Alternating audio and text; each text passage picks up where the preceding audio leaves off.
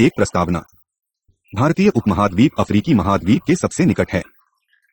हिंद महासागर इन दोनों को एक दूसरे से पृथक करता है। हिंद महासागर के मार्ग से होकर इतिहास पूर्व के समय में भारत ने अफ्रीकी तट और फारस की खाड़ी के साथ व्यापारिक एवं वाणिज्य संबंध स्थापित किए थे। आधुनिक राज्यों के संबंधों से काफी पहले से भारतवासियों के पूर्वी अफ्रीकी लोगों एवं अरबों के साथ संबंध स्थापित हो चुके थे। 16.2 ऐतिहासिक पृष्ठभूमि। यद्यपि यह कहना तो संभव नहीं होगा कि किस निश्चित समय पर अफ्रीका के साथ भारतीयों ने संपर्क स्थापित किए थे, फिर भी पाश्चात्य तथा भारतीय विद्वानों का विश्वास है कि प्राचीन हिंदुओं को पूर्वी अफ्रीकी तट का समुचित ज्ञान प्राप्त था। पूर्वी अफ्रीका के साथ भारत का संपर्क पौराणिक युग में आरंभ हुआ माना जाता है। पुराणों के अनुसार पृथ्वी 7 प्रदेशों में विभाजित थी, जिनमें से एक को कुशकुशा कहा गया था। इसकी पहचान पूर्वी अफ्रीका, हॉर्न ऑफ अफ्रीका स्थित इथियोपिया से की जाती है। सन 1792 में लेफ्टिनेंट ऑसिस विल्फोर्ड ने बंगाल की एशियाटिक सोसाइटी में प्रस्तुत एक लेख में यह विचार व्यक्त किए थे कि भारतीयों ने नील नदी के साथ साथ अपनी बस्तियां स्थापित कर ली थीं और उन्होंने विक्टोरिया झील के आसपास के क्षेत्र में भी खोज कार्य किया था। यह प्रदेश वर्तमान कोन्या युगांडा सीमा पर है। उन्होंने यह दावा भी किया था कि पुराणों में जिस काली कैली अथवा नीला नदी का उल्लेख है, यही आधुनिक नील नायल नदी है। भागवत पुराण में हिंदुओं में संसार की कल्पना एक विशाल कमल के फूल के साथ की थी, जिसमें 4 बड़ी और 2 छोटी पत्तियों थीं। विल्कट के अनुसार घार बड़ी पत्तियों भारत, यूरोप, साइबेरिया एवं चीन की प्रतीक थी तथा 2 छोटी पत्तियां भारत एवं यूरोप के मध्य स्थित सांच, जजीबारी तथा हरीना, मैडागास्कर का प्रतिनिधित्व करती थी। 19वीं शताब्दी में खोजकर्ता ऑन हेनिंग हाइम ने अपनी रचना journal of the discovery of the sources of Nile में यह उल्लेख किया है कि हिंदुओं ने ईसा मसीह के जन्म से पूर्व मून देश के साथ गुलामों तथा हत्थी दांत का व्यापार आरंभ कर दिया था। विल्फर्ड ने भून देश कंट्री ओ द मून की पहचान देवा सरोवर के निकट चंद्रस्थान के रूप में की थी। यह देव सरोवर आधुनिक कीनिया नांजानिया सीमा पर स्थित आधुनिक विक्टोरिया न्यांजा विक्टर्स न्यांजा है। आर के मुखर्जी के अनुसार इस बात के प्रमाण है कि भारत तथा बेबीलोन के बीच समुद्री व्यापार इकरा पूर्व 7वीं एवं 6ठी शताब्दियों में विकृता हुआ था। उस समय तक अनेक भारतीय व्यापारी प्रदेश तथा पूर्वी अफ्रीकी तट पर बस गए थे। आधुनिक समय में अनेक विद्वानों ने इस मत से सहमति व्यक्त की है। टोलेमी की भौगोलिक स्थिति इस बात के ऐतिहासिक तथ्य पर प्रकाश डालती है कि उपनिवेशवाद पूर्व समय से ही भारत पूर्वी अफ्रीकी संपर्क स्थापित थे। दूसरी ओर 7वीं शताब्दी ईस्वी में रोमन पतन के साथ भारतीयों के हाथ से जो व्यापार निकल गया था, उसके विकल्प उन्होंने शीघ्र ही नए बाजारों के रूप में तलाश कर लिए। लगभग उसी समय भारत और फारस की नाविक शक्ति का विस्तार भी हुआ। 5वीं और 6ठी शताब्दियों ईस्वी अर्थात गुप्त साम्राज्य के अंतिम वर्षों में सिंध एवं गुजरात के कुछ भागों में पश्चिम दिशा की ओर होने वाले नाविक उद्यमों के प्रमुख केंद्र स्थापित थे। अल इडीसी ने लिखा है कि पूर्वी अफ्रीका से निर्यात की जाने वाली वस्तुओं में लोहे का प्रमुख व्यान था, जिसकी भारत में काफी मांग थी तथा है लिंसवर्थ W. हॉलिंसवर्थ की रचना short history of East African coasts के अनुसार भारत के उत्तर पश्चिमी प्रदेश गुजरात से जानी की और अनेक जहाज आते थे, जिनमें सूती कपड़ों के अतिरिक्त कुछ अन्य पदार्थ भी होते थे। वापसी में ये जहाज अफ्रीका से भारत के लिए लोहा, हाथी दांत, गैंडे के सींग, कछुए की खाल, अंबर, चीते, तेंदुए की खाल और अफ्रीकी गुलामों दासी को ले जाया करते थे। भारत के उत्तर पश्चिमी भाग में मुसलमानों के आक्रमणों तथा दक्षिण की ओर उनके प्रसार के साथ ही दक्षिण में दौलताबाद उनकी राजधानी बन गया। हिंदू व्यापारी मुसलमान राजाओं के अधीन व्यासत असो रहे। अफ्रीका के साथ भारत के व्यापार में भी वृद्धि हुई। 1453 से 74 की अवधि में अफ्रीकी गुलामों के होने के प्रमाण मिलते हैं। ऐसा प्रतीत होता है कि बंगाल को मुसलमान शासक रुखचर दी बर्बक ने 8000 अफ्रीकी दास खरीदे थे। साथ ही भारतीय इतिहास में इस बात के प्रमाण है कि दिल्ली में अलाउद्दीन खिलजी के आगमन से पूर्व गुलाम शासक वंश का उदय और पतन हुआ था। भूसर्वेक्षणों से पता लगा कि जिम्बाब्वे तथा सोमालिया के किलिया प्रदेश में भारत का प्रभाव था, विशेषकर मस्जिदों तथा अन्य इमारतों के निर्माण में। 16.3 औपनिवेशिक युग। भारत अफ्रीका संबंधों का दूसरा चरण 1498 में पुर्तगालियों द्वारा पूर्व की दिशा में समुद्री मार्ग की खोज के साथ आरंभ हुआ। अन्य यूरोपीय शक्तियों ने भी अपने व्यापार एवं वाणिज्य के विस्तार के लिए इसी मार्ग को अपनाया। यूरोपीय देशों ने 1498 से 1900 तक अपनी उत्तम वैज्ञानिक प्रौद्योगिकी तथा संगठनात्मक शक्ति के द्वारा अफ्रीका और एशिया में अपने अपने उपनिवेश स्थापित किए। भाषा तथा अफ्रीका के तटीय देशों के मध्य हो रहे शांतिपूर्ण वर्चस्वहीन समुद्री व्यापार को यूरोपीय व्यापारियों ने अपने अधीन कर लिया। पुर्तगाल हिंद महासागर को 2 छोर पर स्थित गोवा एवं मोजाम्बिक पर 16वीं शताब्दी से नियंत्रण स्थापित कर चुका था। इंग्लैंड ने 1806 में केओनी दक्षिणी अफ्रीका को अपने अधिकार में से लिया। उन्होंने 1810 में मॉरिशस पर अधिकार किया तथा 1843 में नेटाल प्रांत का केप कॉलोनी में विलय किया। सन 1858 में ईस्ट कंपनी से ब्रिटिश सरकार ने भारत का शासन अपने सम्राट के प्रत्यक्ष नियंत्रण में ले लिया। 1863 के पश्चात अंग्रेजों जर्मनी, इटली एवं फ्रांस ने पूर्वी अफ्रीकी तट के प्रदेशों को आपस में विभाजित कर लिया। हिंद महासागर के दोनों ओर यूरोपीय साम्राज्यवादी नियंत्रण स्थापित होने से भारत अफ्रीकी सामाजिक तथा सांस्कृतिक संपर्क को राजनीतिक परिवेश भी प्राप्त हुआ। 16.4 अफ्रीका में भारतीय। 17वीं और 18वीं शताब्दियों में पुर्तगालियों ने भारतीयों को अपने अफ्रीकी उपनिवेशों में बैंकरों, लेखाकारों तथा कुशल कलाकारों के रूप में नियुक्त किया। 19वीं शताब्दी में पूर्वी तथा दक्षिण पूर्वी अफ्रीकी तटीय देशों की और तथा दक्षिण पश्चिमी हिंद महासागरीय द्वीप देशों की और भारतीयों के प्रवास में वृद्धि हुई। अंग्रेजों ने भारतीय मजदूरों को कृषि तथा गन्ने की खेती, सड़क निर्माण कार्य, रेल व्यवस्था तथा प्रशासकीय केंद्रों में नियुक्त किया। अफ्रीका के लड़ाकू कबीलों को शांत करने और उन्हें कानून व्यवस्था बनाए रखने का प्रशिक्षण देने के लिए भारतीय सैनिकों का प्रयोग किया। रामचंदानी ने अपनी पुस्तक युगैंडा एजेंट्स में उन विभिन्न कारकों का उल्लेख किया है जिनके कारण 19वीं शताब्दी में भारतीयों का पूर्वी तथा दक्षिणी अफ्रीका की और आप्रवास हुआ। भारत में मुख्य अकाल, भयानक बीमारियों तथा गंभीर निर्धनता से बचने के लिए अनेक भारतीय अफ्रीका की अनजान भूमि पर जीविका प्राप्त करने तथा भौतिक समृद्धि की कामना से आए। सन 1900 तक मैटात में लगभग 65,000 गिरलिस दूर इंडेंचर्ड लेबरर्स आ गए थे तथा पूर्वी अफ्रीका में 31,000 भारतीय निवासी है। जंजीबार द्वीप की कुल जनसंख्या का 5% भारतीय थे। मास्तियों ने नई वैश्विक व्यवस्था में अपने परिवर्तित स्तर के अनुसार स्वयं को बाल लिया था। नहालो, चटनी तथा अन्य चीजों के लिए गिरमिटीय मजदूरों की मांग को पूरा करने के साथ साथ भारतीयों के कुशल शिल्पी और वाणिज्यिक अनुभव ने उन्हें स्थानीय अफ्रीकावासियों से आगे की पंक्ति में ला खड़ा किया था। प्रवासी होत जनता को साम्राज्य की इन अश्वेत प्रजा की प्रतिद्वंद्विता का सामना करना पड़ रहा था।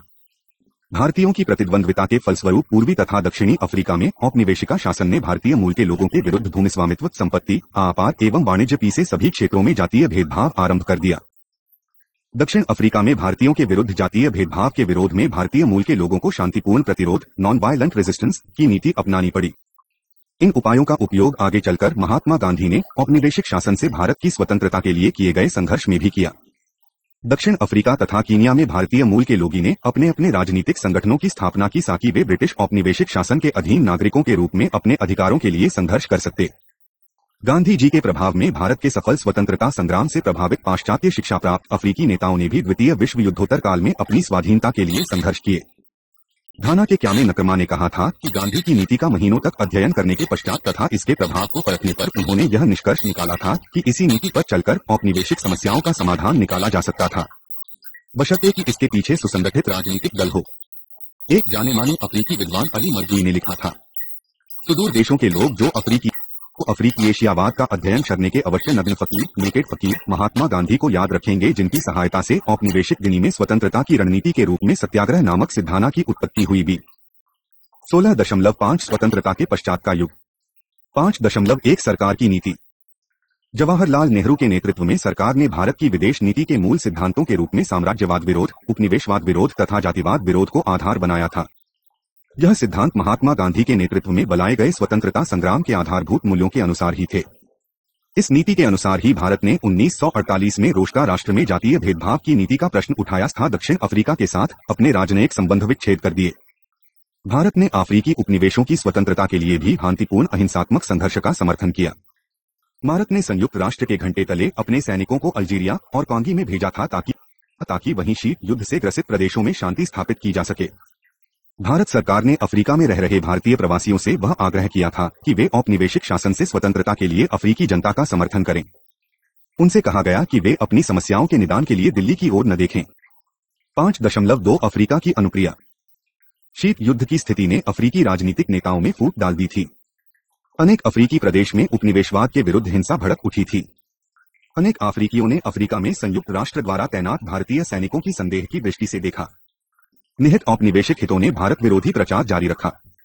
उन्होंने यह कहकर अफ्रीकियों को भड़काया कि भारतीय लोग अफ्रीका में व्यापार, वाणिज्य और रोजगार के क्षेत्रों में प्रमुख आर्थिक एवं शैक्षणिक लाभ उनसे छीन रहे थे। पाकिस्तान और चीन के साथ सीमा विवाद के चलते अफ्रीकावासियों की दृष्टि में भारत की उपनिवेशवाद विरोधी छवि पर भी प्रश्नविहन लग गया था। केवल बार देशों इथियोपिया, कीनिया, नाइजीरिया तथा सीरिया ने 1962 के भारत चीन युद्ध के समय भारत का समर्थन किया था।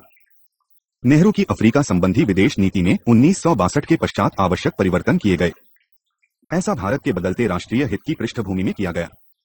इस परिवेश में इस युद्ध से पूर्व भारत द्वारा अल्जीरिया की निर्वासित सरकार गवर्नमेंट इन एग्जाइल को मान्यता न दिया जाना तथा कांगो के नेता पैट्रिक लुमुम्बा की मृत्यु के पश्चात कांगो को भी मान्यता न देने से अफ्रीका के अतिवादी राज्य भारत से और भी दूर चले गए थे। जहां भारत ने प्रस्ताव पारित करके हिंसा के मार्ग को हानिकारक एवं अवांछनीय घोषित किया था, वहीं चीन के औपनिवेशिक नियंत्रण से मुक्ति के लिए अफ्रीकियों के सशस्त्र संघर्ष का समर्थन किया। 5.3 गुटनिरपेक्षता 1962 के पश्चात भारत ने अफ्रीकी देशों के साथ सामूहिक राजनीतिक गुट के रूप में संबंध विकसित करने की नीति त्याग दी। भाषा ने केवल उन देशों के साथ आर्थिक राजनय की नीति अपनाई जिन्होंने चीनी आक्रमण के समय भारत का साथ दिया था। भारत ने अपने देश की पूंजी की सहायता से विशाल सूती कपड़े के कारखाने स्थापित किए, इथियोपिया से अनेक वस्तुओं के आयात में वृद्धि की तथा भारतीय उद्योगपतियों को नैरोबी में एक औद्योगिक केंद्र इंडस्ट्रियल एस्टेट की स्थापना करने के लिए पूंजी निवेश करने के वास्ते प्रोत्साहन किया। निजी पूंजी निवेश करवाकर तथा प्रबंधन विशेषज्ञ को भेजकर अफ्रीकी देशों में 1964 से 1972 तक 24 संयुक्त उद्यम स्थापित किए गए। इन उद्यमों का क्षेत्र विस्तृत था जिसमें लीबिया, अल्जीरिया, कीनिया एवं इथियोपिया जैसे देशों में सूती कपड़ों, रेजर ब्लेडों तथा दवाइयों का उत्पादन शामिल था। गुटनिरपेक्षता भारत तथा अफ्रीकी राज्यों के लिए साझा मंच बना जहां से अंतर्राष्ट्रीय स्तर पर विकास, निरस्त्रीकरण तथा उपनिवेशवाद उन्मूलन के लिए मिलकर प्रयास किए गए।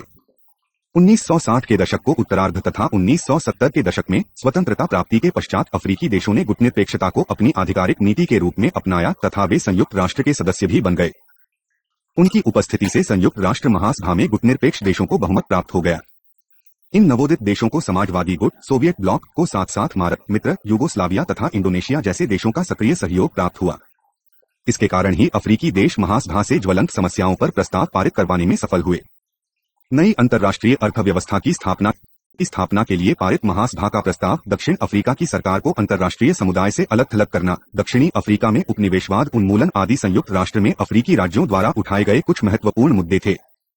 इन मुद्दों को गुटनिरपेक्ष आंदोलन के मंच पर भी उठाया गया। 16.6 पिछले 3 दशकों में संबंध 1970 के दशक में विभिन्न घरेलू तथा अंतर्राष्ट्रीय परिस्थितियों ने अफ्रीकी देशों में भारत की छवि को पुनः उभारा।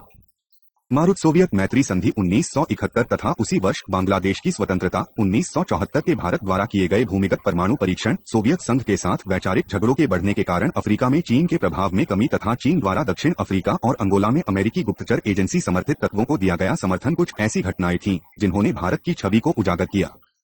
इसी प्रकार अफ्रीका में विविध स्वाधीनता आंदोलनों को भारत द्वारा दिया गया समर्थन, इयान स्मिथ द्वारा दक्षिणी रोडेशिया की एक तरफा स्वतंत्रता की घोषणा से 5 महीने पूर्व ही भारत द्वारा राजधानी सॉल्सबरी में अपने दूतावास को बंद कर दिए जाने से भी अफ्रीका में भारत की स्थिति मजबूत हुई। 6.1 दक्षिण सहयोग स्वतंत्रता के पश्चात भारत तथा अफ्रीकी देशों की कार्यनिष्पादन क्षमता का ह्रास हुआ। भारत के चीन तथा पाकिस्तान के साथ हुए सीमा युद्ध तथा जनसाधारण की निरंतर बढ़ती अपेक्षाओं ने राज्य की निष्पादन क्षमता पर विपरीत प्रभाव डाला था। भारत में 1975 में आंतरिक आपातकाल की घोषणा ने लोकतांत्रिक परंपराओं को आघात पहुंचाया।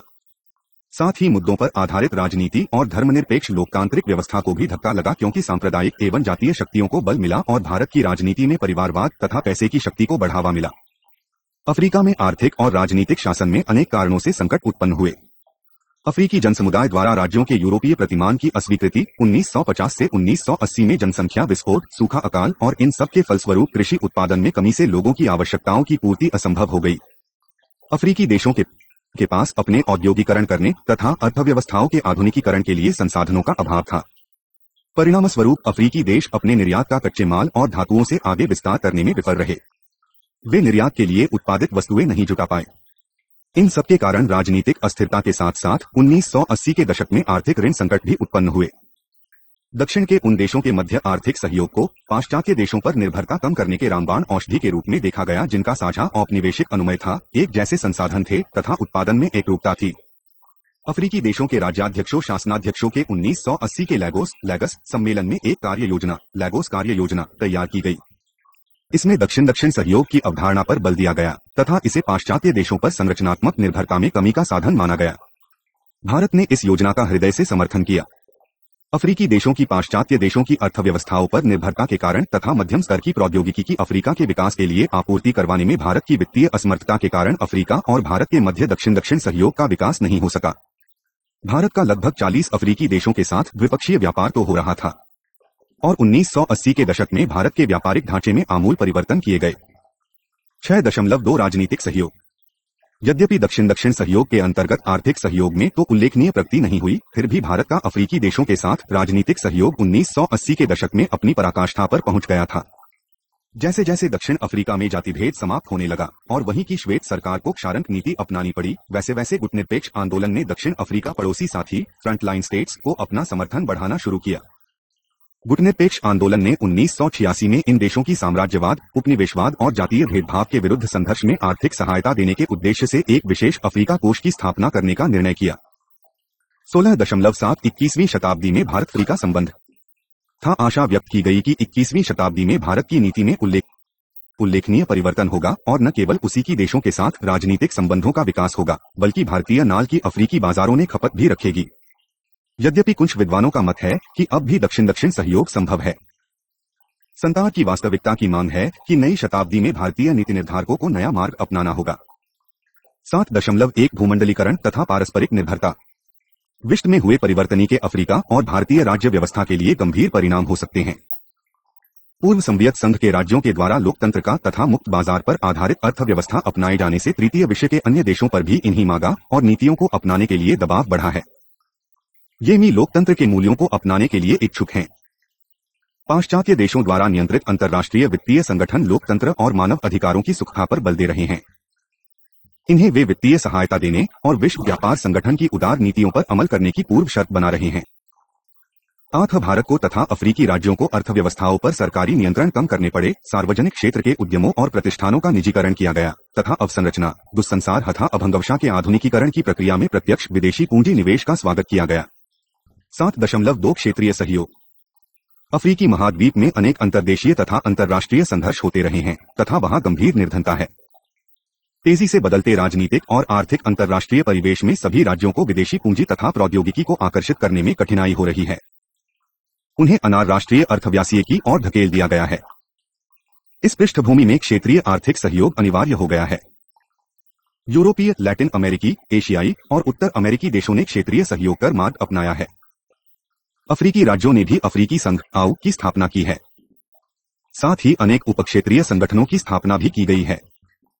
इनमें से कुछ हैं: दक्षिण अफ्रीकी विकास समन्वय सम्मेलन SADC, पश्चिम अफ्रीकी राज्यों का आर्थिक समुदाय ECOWAS तथा पूर्वी और दक्षिण अफ्रीका का साझा बाजार COMESA, देखिए इकाई 15। उपक्षेत्रीय स्तर के इन संगठनों की क्षेत्रीय स्तर पर राज्यों की सुरक्षा सुनिश्चित करने का भार सौंपा गया है, क्योंकि अब पाश्चात्य देशों की शीत युद्ध युग की प्रतिस्पर्धा में कोई रुचि नहीं रह गई है। 7.3 अफ्रीका में प्रवासी भारतीय अफ्रीका में बड़ी संख्या में भारतीय मूल के लोग रहते हैं। प्रवासी भारतीय 35 अफ्रीकी देशों में हैं, परंतु उनमें से अधिकांश अंग्रेजी भाषी पूर्वी, केंद्रीय और दक्षिणी अफ्रीका के देशों में हैं। वे प्रायः मध्यम श्रेणी के उद्यमी हैं तथा संबद्ध देशों के आर्थिक विकास के लिए प्रशिक्षित मानव संसाधन के रूप में कार्य कर रहे हैं। उनके पास शिक्षा है और वे आर्थिक रूप से संपन्न हैं। उनकी उपस्थिति से अफ्रीकी महाद्वीप के आंतरिक भागों तक भारतीय पूंजी तथा सामान की आपूर्ति सरलता से हो सकती है, परंतु इसके लिए अफ्रीका में व्यापार उदारीकरण की आवश्यकता है, जो कि सीमा मुल्क की रुकावटों को दूर करके संभव हो सकता है। भारत सरकार ने हाल ही में प्रवासी भारतीयों के लिए अनेक सुविधाओं का प्रावधान किया है ताकि देश के आंतरिक विकास और विदेशी व्यापार में उनकी सहभागिता हो सके। 21वीं शताब्दी में भारत अफ्रीका संबंध इसी प्रमुख तत्व पर आधारित होंगे। जातीय भेदभाव की समाप्ति तथा शीत युद्ध ने अफ्रीका में प्रवासी भारतीयों के साथ भारत के सहयोग को अवरुद्ध किया। 21वीं शताब्दी पारस्परिक निर्भरता का युग है। भारत सरकार इस राष्ट्रीय धरोहर का उपयोग देश के राष्ट्रीय हित में कर सकेगी। क्षेत्रीय संगठनों की स्थापना तथा अफ्रीका में प्रवासी भारतीयों की उपस्थिति से भारत के लिए महाद्वीप में व्यापार बढ़ाने के अधिक अवसर उपलब्ध होंगे तथा हिंद महासागर के दोनों छोर एक दूसरे के निकट आ सकेंगे।